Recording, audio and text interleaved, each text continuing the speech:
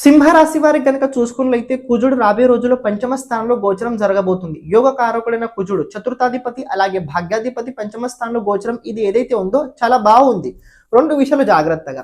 First of all ప్రేమ జీవితంలో ఎవరైనా ఉన్నట్లయితే, గర్భవతి మహిళలు ఎవరైనా ఉన్నట్లయితే డాక్టర్ని తప్పకుండా చూపించుకోండి.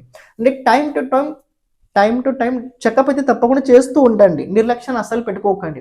బికాజ్ ఎందుకంటే కేతు, సాటర్న్ అలాగే కుజుడు సంబంధం రేపు 15th తర్వాత సూర్యుడు కూడా పంచమ స్థానంతో ఉండడం వల్ల ఇది ప్రేమ జీవితం అలాగే సంతాన పరంగా ఇదంతా అనుకూలంగా ఉండదు.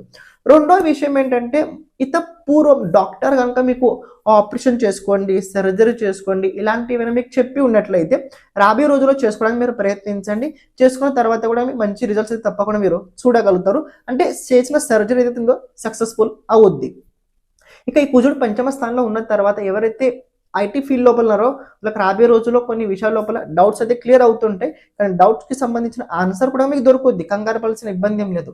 ఇంకొక విషయం తెలుసుకోండి, పంచమ స్థానంలో కుజుడు సాటర్న్తో పాటు సంబంధం ఏకాదశం అలాగే ద్వాదశంతో పాటు ఉండడం వల్ల ఎవరైతే ఒక జాబ్ చేస్తూ ఇంకో జాబ్ కోసం కనుక వెతుకుతున్నట్లు ఎవరైనా ఉన్నట్లయితే వాళ్ళకి రాబోయే రోజులు అంటే చెప్పాలంటే 15th తర్వాత జాబ్ దొరికే అవకాశాలు అయితే ప్రబలంగా కనపడుతున్నాయి.